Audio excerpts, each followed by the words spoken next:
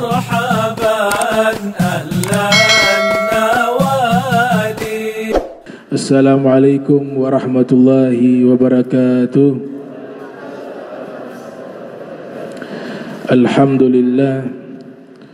الحمد لله الذي شرف الأولياء بتاج العزة والصفاء وجللهم بأنوار قدسه والبهاء.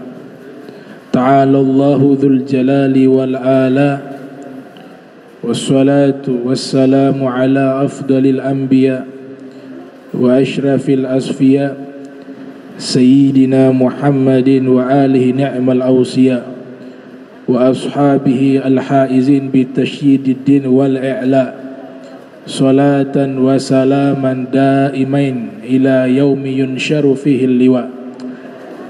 أما بعد، سبحانك لا علم لنا إلا ما علمتنا إنك أنت العليم الحكيم.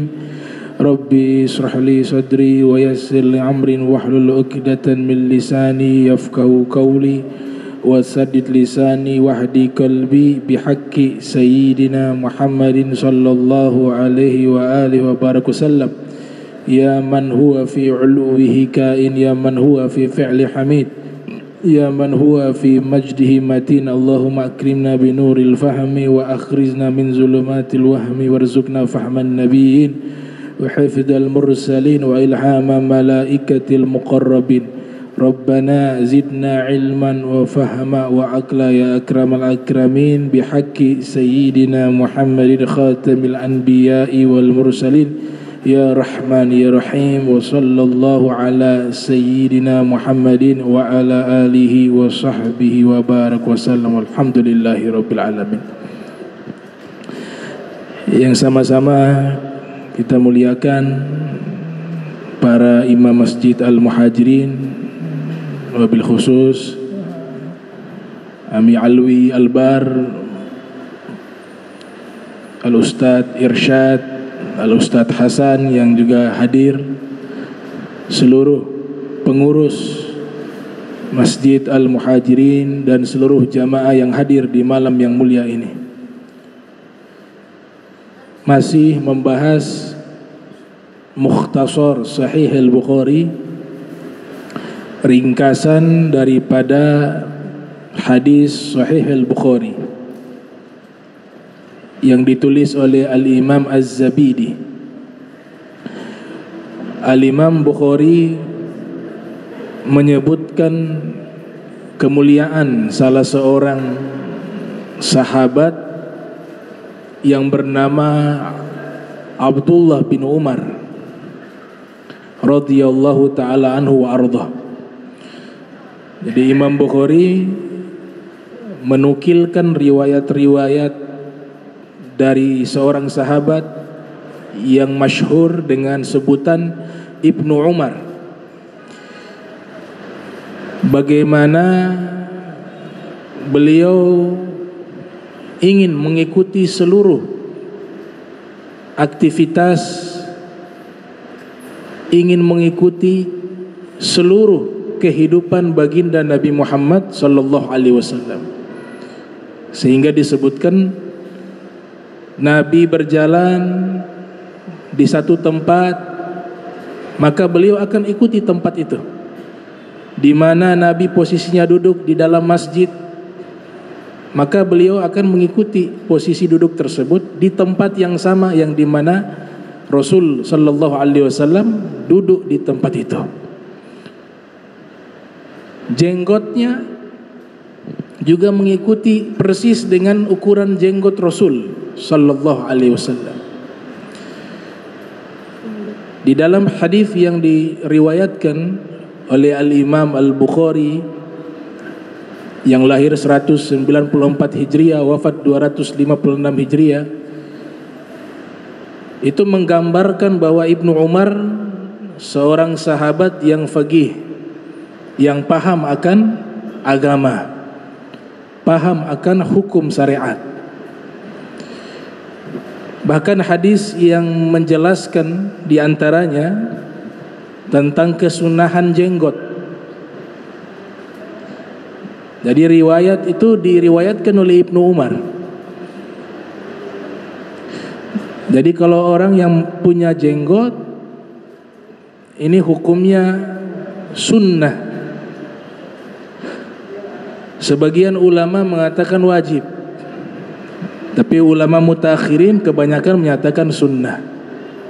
Jadi ada dua pendapat masalah jenggot. Nah itu hadis tentang jenggot itu dari Ibnu Umar. Rasul sallallahu alaihi wasallam bersabda, "Kusus syawarib wa'aful liha khaliful musyrikin."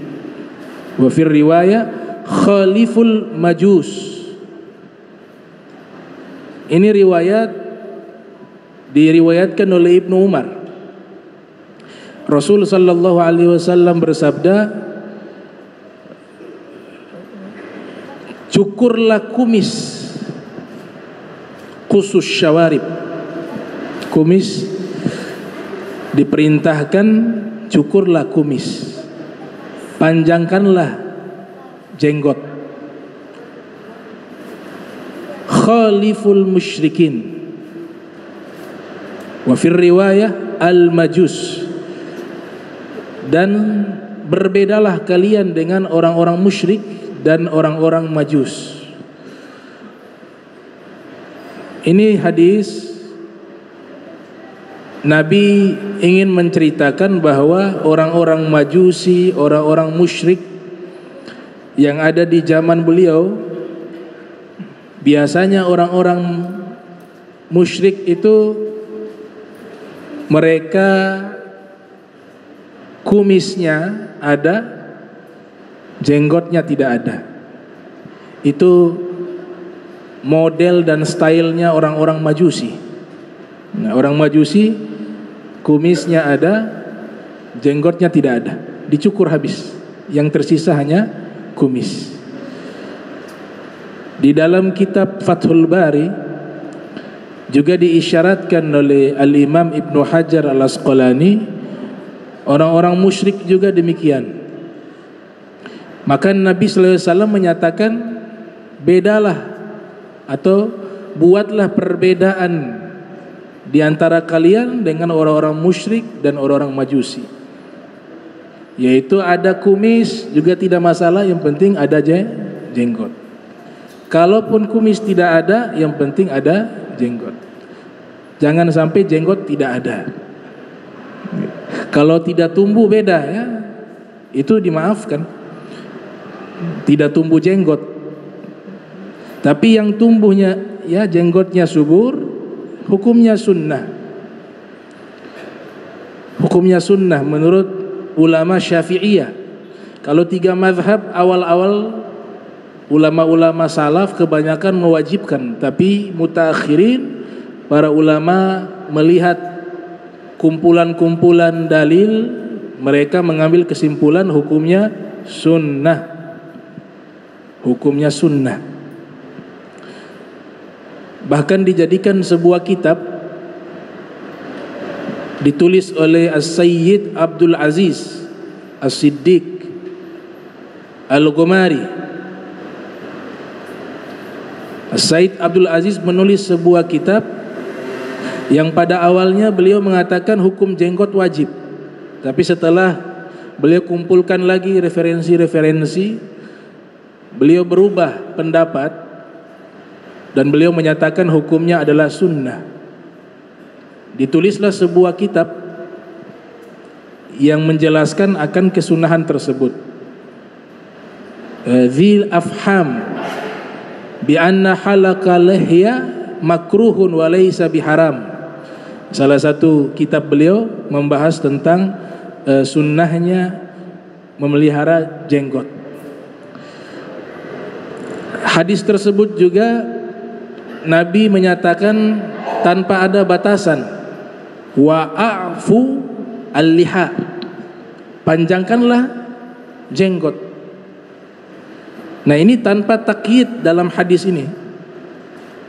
Nah sehingga banyak dari kaum muslimin mereka juga salah memahami hadis ini, sehingga panjangnya itu tidak ada batasan. Ada yang sampai di bawah, ada sampai di dada, ada yang sampai di pusar. Ternyata dalam riwayat yang lain diberikan batasan. Yang memberikan batasan diantaranya dua sahabat, Abu Hurairah dan Ibnu Umar. Makna panjangkanlah jenggot itu batasannya segenggam daripada tangan. Nah itu batasannya, dibatasi oleh Ibnu Umar. Ibnu Umar ittiba' bin Nabi sallallahu alaihi wasallam. Ibnu Umar punya kehidupan ini ingin mengikuti seluruh gaya hidupnya Rasul sallallahu alaihi wasallam, termasuk jenggot. Makanya para ulama dari para syuyukhuna, guru-guru kami biasanya segenggam. Begitu.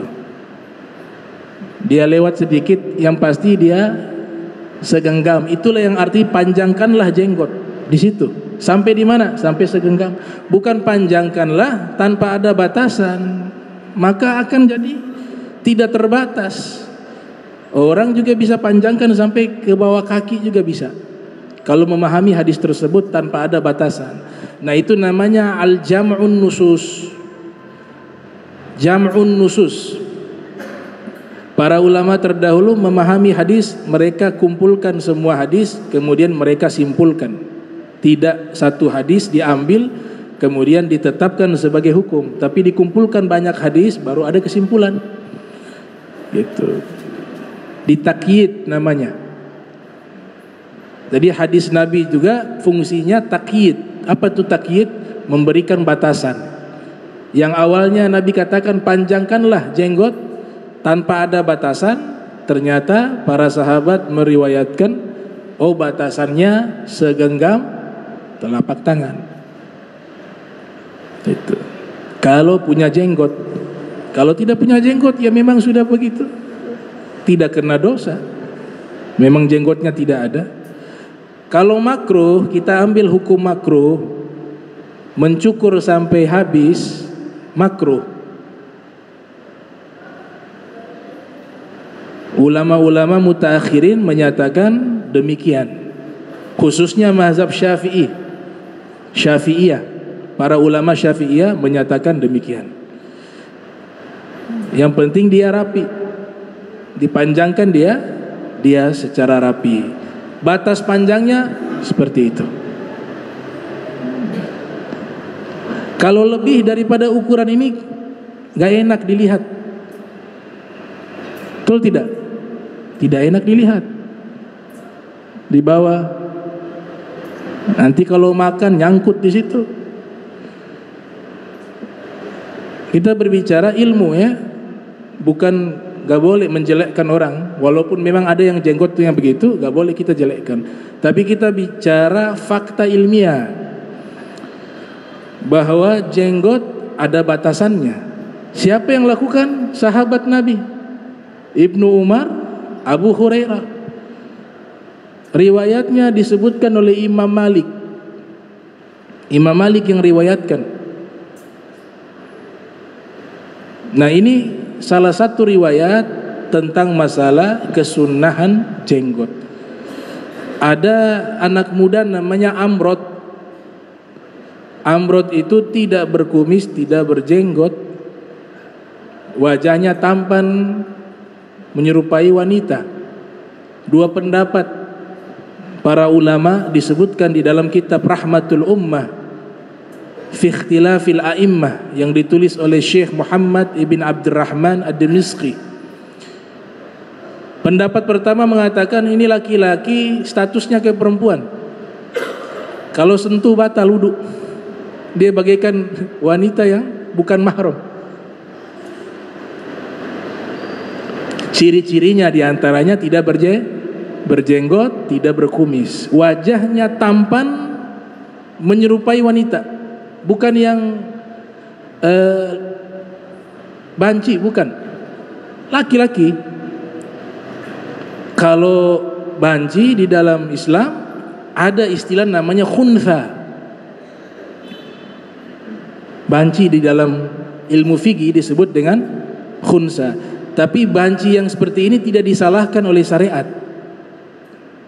Sekali lagi, Dia model laki-laki nanti besar jadi perempuan. Dalam ilmu fikih namanya khunsa. Yang seperti ini syariat tidak mengharamkan karena kelainan kelamin. Lahir punya 2 kelamin. Dia lahir, dari lahir nih. Dari lahir memang terlahir ke dunia secara medis punya 2 kelamin. Ada kelamin laki-laki, ada kelamin perempuan. Tapi karakternya ini belum bisa ditentukan. Dia ini mengarah kemana ini secara perilaku, apakah mengarah ke laki-laki atau ke perempuan. Nanti kan perjalanan waktu di situ kelihatan. Oh, dia lebih cenderung ke laki-laki. Operasi boleh. Itu kelainan. Disebut dalam ilmu fikih namanya khunsa. Tapi kalau dari lahir dia laki-laki kemudian tumbuh dewasa jadi perempuan, nah ini bukan, ini yang dicela oleh syariat. Dicela oleh syariat. Mau bagaimanapun tetap salah. Makanya guru-guru kami selalu mengatakan orang yang ibaratnya walaupun punya kesalahan, dia belum mampu merubahnya, tapi dalam hatinya ada merasa ini saya berbuat salah, itu masih baik. Masih baik. Masih ada potensi dia bertobat. Tapi kalau sudah salah, bersikeras tidak salah, ini yang berbahaya. Karena potensi untuk tobat tidak ada. Padahal ada kesempatan Allah bukakan dia bertobat. Dosa apapun, ketika dia bertobat kepada Allah, pasti Allah terima. Jadi harus ada perasaan rasa bersalah, itu penting. Tubu ilallahi taubatan nasuha. Itu dimaafkan. Tapi kalau amrod berbeda dengan khunsa. Nah, khunsa ini kalau dia jadi imam, makmumnya laki-laki tidak sah. Khunsa. Misalnya ada orang dia sudah balik tapi belum tahu dia mengarah kemana nih, ke laki-laki atau ke perempuan. Punya 2 kelamin dari lahir. Dia jadi imam, makmumnya laki-laki, sholatnya tidak sah. Kenapa tidak sah? Khawatir ternyata dia itu berubah cenderung kepada perempuan, sehingga nanti dihukumi waktu itu dia menjadi imam dalam keadaan sebagai perempuan. Dan imam perempuan dan makmumnya laki-laki itu kesepakatan para ulama tidak sah. Tapi kalau makmumnya perempuan, imamnya khunsa, sah. Karena kalaupun dia jadi perempuan, ya dia mengimami perempuan. Kalaupun dia jadi laki-laki juga sah. Nah, itu dalam fikih dibahas seperti itu. Khunsa, amrod. Nah, ciri-ciri amrod tidak berkumis, tidak berjenggot. Wajahnya tampan, gagah. Para ulama terdahulu kalau ada amrod duduk di depan, mereka suruh duduk di belakang karena mengganggu di dalam mengajar. Tapi gagah sekali.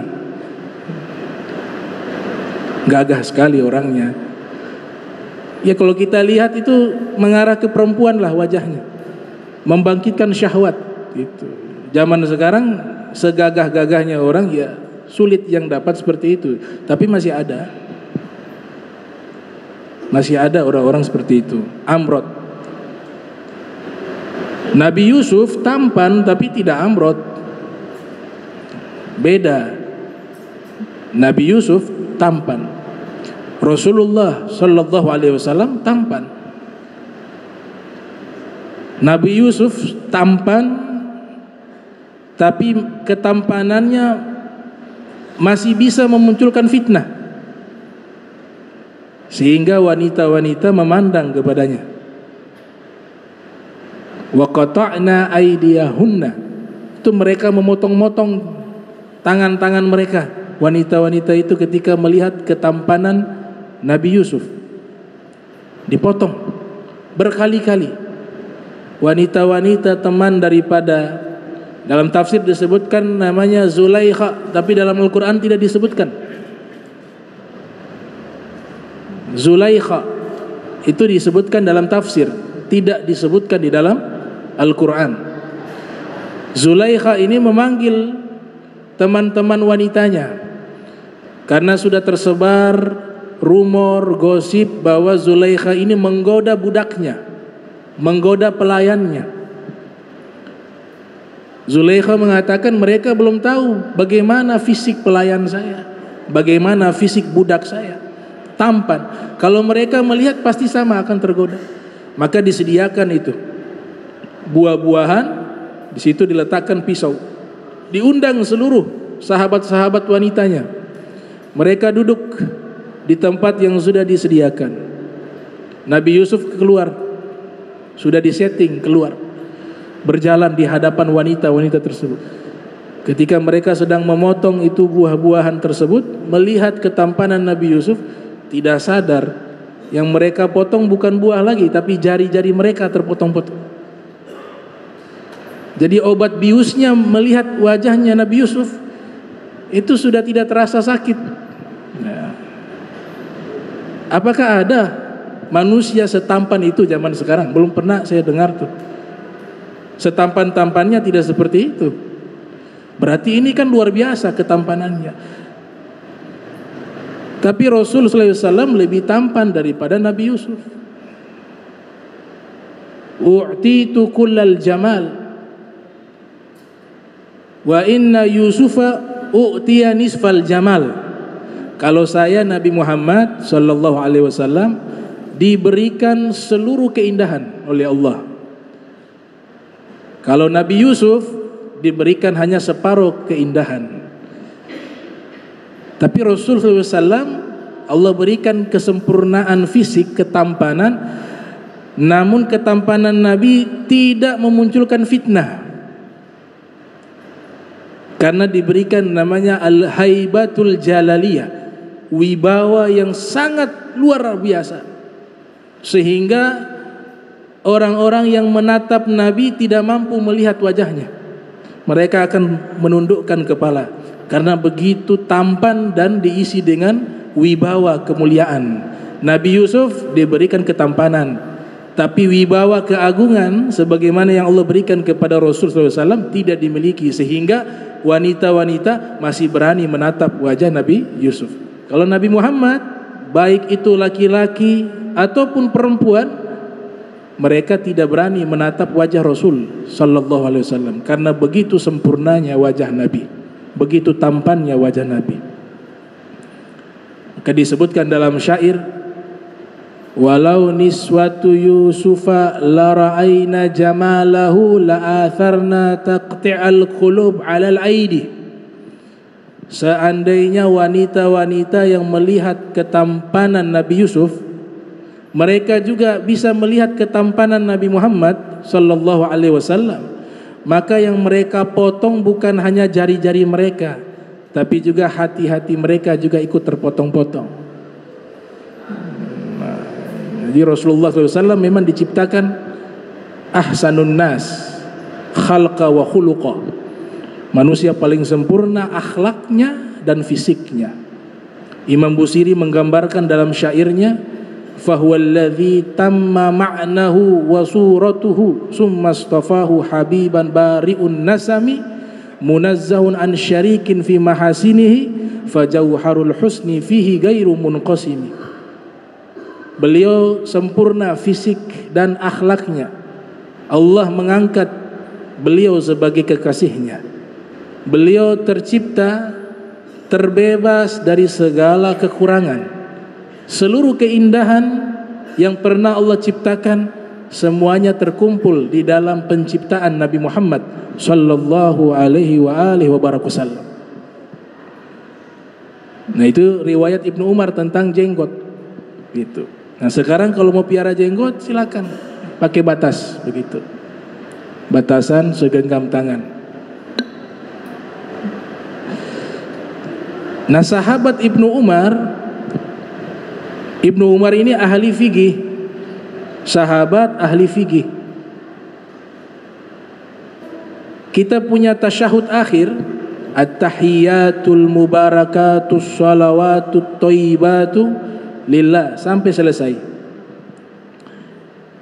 Ini riwayat yang kita gunakan, riwayat Ibnu Abbas.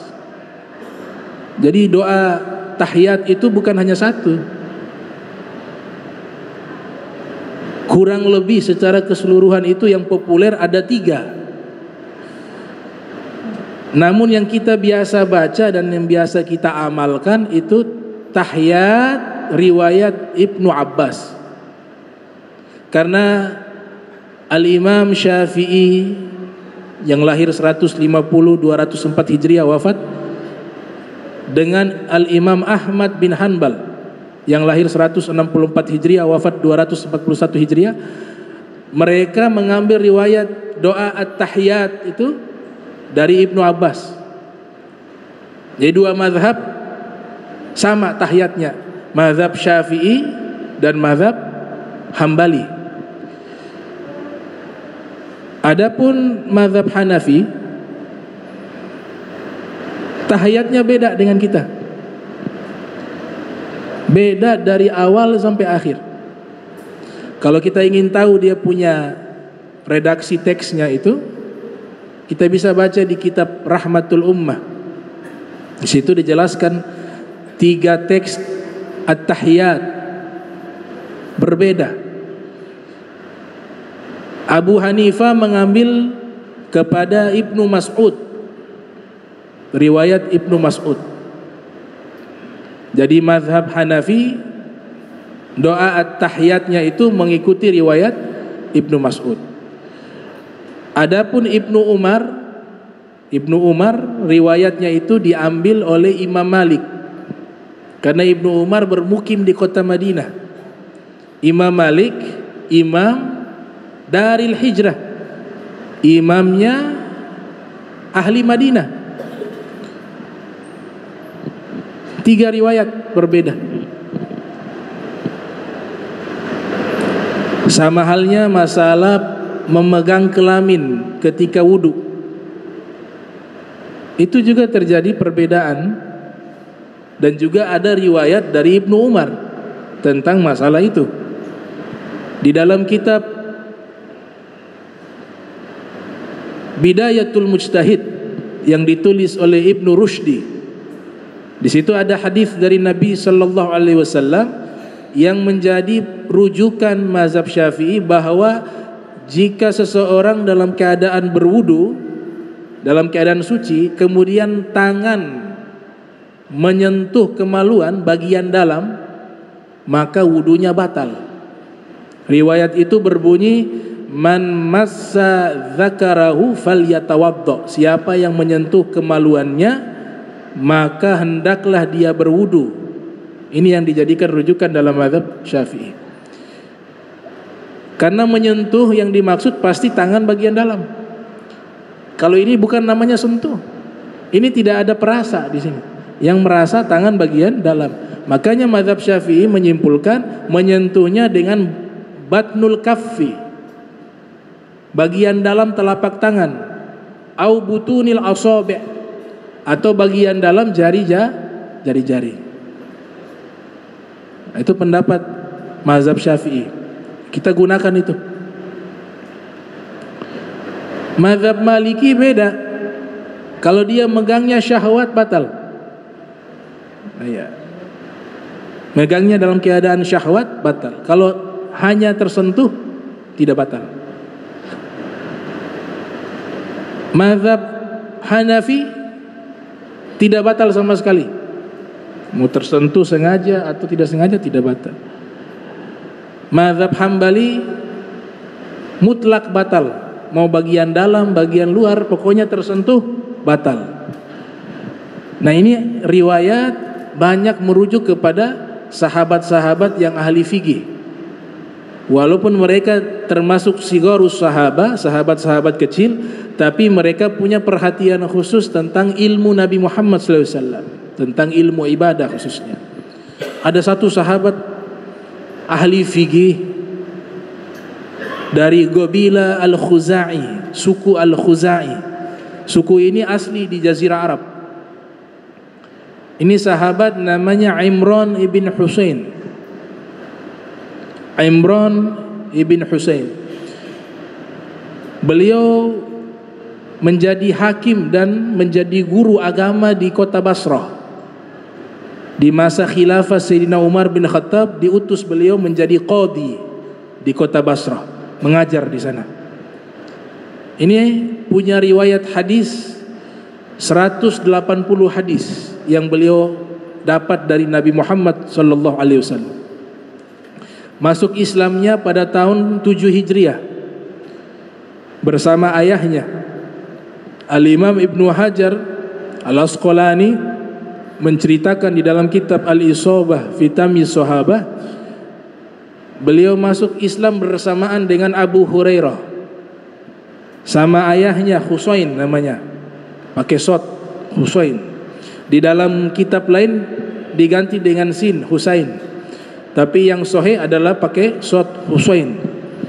Itu artinya tembok. Nah, makanya ada satu sahabat namanya tembok, Nabi ganti namanya. Ya, Husain itu artinya tembok kecil. Nabi tanya, "Mas mukum, siapa nama kamu?" Baru masuk Islam. Dia katakan, "Nama saya Husain," pakai shad. Artinya tembok. Nabi suruh ganti. Nah, tapi kalau yang Husain ini tidak ada riwayat namanya diganti. Masuk Islam di peristiwa perang Ghazwatul Khaybar. Ada satu peperangan namanya perang Khaybar. Masuk Islam beliau. Ayah beliau masuk Islam, beliau menangis di hadapan Nabi. Jadi beliau ini masuk Islam terlebih dahulu. Nanti belakangan ayahnya menyusul masuk Islam. Dia ajak ayahnya masuk Islam, ayahnya belum menerima.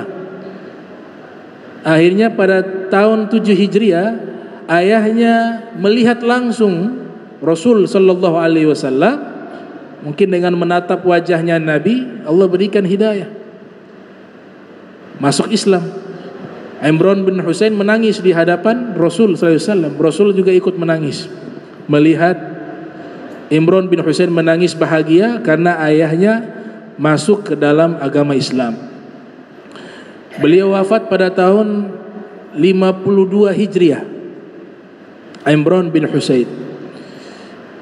Dan di saat terjadi fitnah peperangan antara Imam Ali bin Abi Thalib dengan Muawiyah bin Abi Sufyan, beliau bersikap netral, tidak berpihak kepada siapa-siapa, dan mengajak orang jangan ikut campur.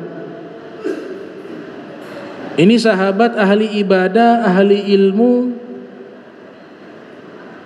namun punya penyakit bawasir, ambeien akut. Ambeien akut, hingga diceritakan oleh Imam Abu Nuaim Al-Asfahani dalam kitab Hilyatul Auliya wa Tabaqatul Asfiya, yang dilahirkan tahun 336 Hijriah, wafat 430 Hijriah. Saking parahnya beliau tertimpa penyakit ini, pernah beliau itu lumpuh bertahun-tahun hingga tidak bisa berjalan, tertidur di atas kasur. Tapi ketika mau sholat beliau paksakan untuk berdiri. Namun kesabarannya menerima itu penyakit. Dia tidak mengeluh, dia terima. Ternyata sebab sabarnya itu menahan penyakit bawasir, penyakit ambeien akut, Allah berikan kemuliaan kepadanya. Diberikan yang namanya keramat. Setiap hari dapat salamnya malaikat. Jadi malaikat berikan salam, beliau mendengar sendiri. Nah, ini saya mengutip dari riwayat Imam Nawawi. Qala An-Nawawi fi Syarh Muslim. Imam Nawawi meriwayatkan anna Sayyidana Imran ibn Husain kanat bihi bawasir. Imam Nawawi sebutkan di dalam kitab Syarh Muslim yang lahir 631 Hijriah, wafat 676 Hijriah. Sesungguhnya Imran ibn Husain, beliau itu ditimpa penyakit ambeien, bawasir, sama seperti Imam Syafi'i. Imam Syafi'i itu ambeien akut, hingga diriwayatkan di dalam manaqibnya yang ditulis oleh Fakhruddin Ar-Razi yang lahir 544 Hijriah, wafat 606 Hijriah. Kalau beliau mengajar, sudah disediakan satu wadah menampung darah yang menetes dari pantatnya. Habis mengajar diangkat itu, isinya darah. Gitu. Sudah begitu difitnah, mendapat ujian berat. Nabi sudah mengatakan, inna asyaddan nasi azaban wa fir riwayah balaan, sesungguhnya manusia yang paling berat ujiannya, paling berat balaan ujian, laisa azaman, inna asyaddan nasi balaan al-anbiya thumma al-amthal fal amthal wa fir riwayah as-salihun thumma al-amthal fal amthal, yaitu para nabi paling berat ujiannya. Setelah itu orang-orang solihin dan orang-orang yang mencintai dan mengikuti mereka. Nah, Imam Syafi'i kena penyakit bawasir akut parah. Juga di masa beliau difitnah sebagai pendukung Syiah Rafidhiyah, sehingga dirantai dari Yaman sampai ke Irak. Setelah itu dimasukkan ke dalam penjara dan disiksa dalam masalah Al-Quran, apakah makhluk atau bukan makhluk. Itu Imam Syafi'i. Nah, ini sahabat Imran bin Husain kena juga penyakit bawasir. Ia bersabar. Fakana yasbiru ala alamiha. Ia sabar menahan rasa sakitnya, tidak menampakkan di hadapan orang rasa sakit tersebut.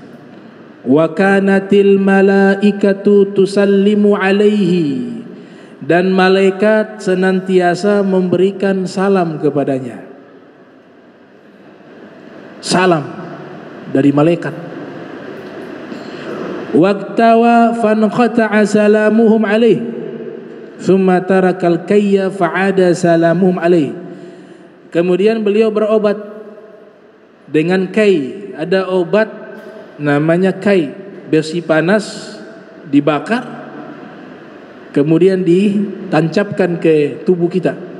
Itu obat, ya, metodologi pengobatan alternatif yang sudah ada sebelum Islam datang di Jazirah Arab. Namanya kai. Di kaki besi panas, di kepala. Nah, ini ulama menyatakan hukumnya makruh. Sebagian mengatakan boleh. Ibnu Qayyim menyimpulkan ada 4 pendapat. Yang pertama mengatakan boleh melakukan pengobatan tersebut. Pendapat kedua tidak bagus. Pendapat ketiga bagus karena dia bisa cepat menghilangkan penyakit. Pendapat keempat haram. Jadi ulama berbeda pendapat pengobatan kai. Masih ada sampai sekarang. Kalau mau coba silakan, nanti pulang coba. Bakar, ya, sampai dia merah itu besi di kaki itu. Tapi hasilnya itu banyak yang sembuh. Itu disebutkan. Nah, ini Imran bin Husain ternyata berobat pakai kai, sembuh penyakitnya. Nah, ini masalahnya kalau di pantat ini. Kalau ambeien kan deh. Tapi tidak diceritakan di sini. Yang saya pernah lihat itu di kaki. Disuruh kayak semacam sujud, nanti dia apa dari kaki itu. Terus asap keluar, ada tanda bekas. Nah, ulama yang membolehkan juga mengatakan kalau sudah membuat bekas luka yang tidak baik, maka jadi haram, karena dia akan meninggalkan bekas luka. Itu namanya kai. Di sini diceritakan oleh Imam Nawawi, ketika Imran bin Husain berobat menggunakan obat kai tadi, maka malaikat tidak memberikan salam lagi kepadanya. Sudah hilang, sudah sembuh penyakitnya, atau memang karena cara berobat itu tidak disukai.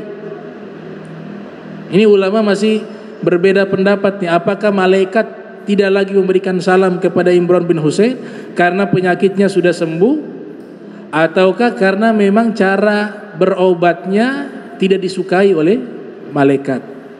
terjadi perbedaan pendapat. Nah, Imran bin Husain memiliki murid namanya Mutarrif. Muridnya namanya Mutarrif, tabi'in. Ini berarti beliau seorang wali ini, karena itu keramat itu. Dapat salamnya malaikat dan mendengar tuh suara malaikat. Keramat. Al-Imam Al-Aini menyatakan dalam kitab Umdatul Qari, wa kullu ma jaza ayyakuna mu'jizatan lin nabi jaza ayyakuna karamatan liwali. Semua yang terjadi dari mukjizatnya para nabi, maka hal itu boleh juga terjadi dari keramatnya para wali. Dapat salam malaikat. Nah, kelebihan yang dimiliki oleh Imran bin Husain ini ahwalul aulia, keadaan para wali, mereka diberikan hal yang luar biasa itu. Dapat salamnya malaikat. Tapi wasiat yang beliau sampaikan kepada muridnya, dan muridnya itu pernah mendengar sendiri di rumahnya. Malaikat mengucapkan salam, terdengar oleh murid-muridnya. Tapi karena beliau orang-orang yang benar-benar wali asli, kekasih Allah yang asli, dia berikan wasiat, ini kelebihan saya jangan diceritakan. Selama saya masih hidup, jangan kalian sebarkan berita ini kepada masyarakat. Khawatir memunculkan fitnah. Tapi kalau saya sudah meninggal, silakan ceritakan. Itu. Nah, kalau zaman sekarang diumbar di media sosial, saya kelebihan begini, saya begini, saya ketemu Nabi di sini, saya ketemu. Ini sahabat disuruh disembunyikan. Pasti ada apa-apanya itu, kecuali yang tidak sadar. Al-istighraq. Imran bin Husain bahkan dikatakan di sini itu malaikat bukan hanya memberikan salam kepada beliau, tapi juga berjabat tangan. Dia punya keramat, salaman dengan malaikat selama dalam keadaan sakit. Penyakitnya sembuh, malaikat sudah tidak datang lagi. Itu disebutkan oleh Imam Abu Nuaim dan Al-Imam Al-Baihaqi dalam kitab Dalailun Nubuwah. Jadi kalau kita lihat kitab para ulama terdahulu diberikan judul Dalailun Nubuwah, itu maknanya kitab ini membahas 3 ilmu dijadikan dalam satu kitab. Yang pertama ilmu sirah nabawiyah, ilmun yabhathu fi hayati Rasulillah sallallahu alaihi wasallam mundu maulidihi ila hina wafatihi, yaitu satu bidang ilmu yang membahas kehidupan Nabi Muhammad sallallahu alaihi wasallam sejak lahir sampai meninggal dunia, namanya as-sirah an-nabawiyah. Yang kedua namanya asy-syama'il, membahas ilmu syama'il, karakter Nabi secara fisik dan akhlak. Yang ketiga membahas mu'jizat, kumpulan mu'jizatnya Nabi Muhammad SAW. 3 ilmu ini digabung, dinamakan kitabnya Dalailun Nubuwah. Dinamakan kitabnya Dalailun Nubuwah. Di antara ulama yang menulis kitab berjudul Dalailun Nubuwah yaitu Al-Imam Abu Nuaim Al-Asfahani yang lahir tahun 336 Hijriah, wafat 430 Hijriah, dan juga Abu Zur'ah menulis kitab Dalailun Nubuwah, dan Al-Imam Al-Baihaqi juga menulis kitab Dalailun Nubuwah yang lahir tahun 384 Hijriah. Disebutkan kana Imran bin Husain ya'muruna an naknusa daraf wa nasma'u salama alaikum wa la nara ahadan. Qala at-Tirmidzi hadza taslimul malaikati. Jadi beliau punya keramat ini bukan hanya beliau alami, tapi juga orang-orang sekitar. Dia perintahkan beberapa murid-muridnya untuk menyapu rumahnya. Kami diperintahkan oleh Imran bin Husain menyapu rumahnya. Di saat kami sedang menyapu rumahnya beliau, tiba-tiba kami mendengar ada ucapan Assalamualaikum. Dicari siapa yang ucapkan salam. Wala nara ahada. Ternyata tidak ada orang, tapi suara ada. Di dalam kitabnya Al-Imam Al-Baihaqi menyebutkan seluruh ruangan yang ada di rumahnya Imran bin Husain, pintu masuk, ruang yang ada di kamar, ruang tamu, ruang makan, semuanya itu ada malaikat yang mengucapkan salam di rumahnya. Jadi rumah-rumahnya itu juga dapat keberkahan, malaikat ucapkan salam. Dan orang yang masuk biasanya mendengar salam itu. Akan tetapi suaranya ada, orangnya tidak ada. Imam Tirmidzi mengatakan hadza taslimul malaikah. Yang mereka dengar itu adalah salamnya malaikat, kata Imam Tirmidzi. Wa an qatada anna al malaikata kanat tusafihu Imran ibn Husain hatta ktawa. Al-Imam Qatadah menyatakan malaikat sering bersalaman dengan Imran bin Husain. Sering bersalaman dengan Imran bin Husain. Wa akhraja Abu Nu'aim fi Dalail Nubuwah an Yahya bin Sa'id Al-Qattan ma qadima alaina al-Basra min as-sahabati afdal min Imran bin Husain atas alaihi 30 sanatan tusallimu alaihi malaikatu min jawanibi baitihi. Ini riwayat dari Yahya Al-Qattan. Yahya Al-Qattan ini pernah belajar kepada Imam Malik bin Anas. Kenal juga sama Imam Syafi'i, satu majlis dulu. Yahya Al-Qattan menyatakan tidak ada seorang pun sahabat yang lebih mulia seperti Imran bin Husain yang pernah mendatangi kota Basra. Beliau tinggal di Basra. Selama 30 tahun malaikat mengucapkan salam kepadanya. 30 tahun, salafuna sanatan. Bahkan salamnya itu terdengar di pinggiran-pinggiran rumahnya, itu terdengar salam malaikat.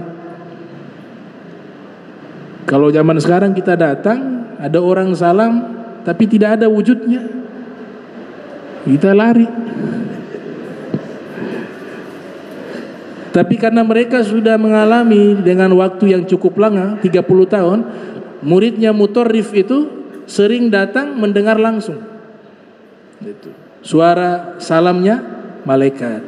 Kata Imam Qurtubi, nah ini keramat yang dimiliki oleh Imran bin Husain, sahabat bernama Imran bin Husain. Wa fihi itsbatu karamatil auliya.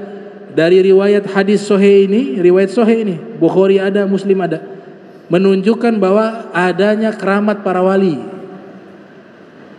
Ada mukjizat, ada juga yang namanya keramat para wali. Itu pernyataan Imam Al-Qurtubi. Nah, insyaallah kita akan lanjutkan lagi pembahasan kitab Mukhtasar Sahih Al-Bukhari. Bismillahirrahmanirrahim. Alhamdulillahirabbil alamin. Allahumma salli wa sallim ala sayyidina Muhammadin wa ala sayyidina Muhammad. Allahumma jam'ana hadza jam'a marhuma wa tafarraqan ba'di tafarraqa ma'suma wa la tajal minna wa la minna syaqiyyan mahruma. Subhanaka bihamdika asyhadu an la ilaha illa anta astaghfiruka wa atubu ilaih. Wa sallallahu ala sayyidina Muhammadin wa ala alihi wa sahbihi wa baraka wa sallam. Wa lafu minkum wassalamu alaikum warahmatullahi wabarakatuh.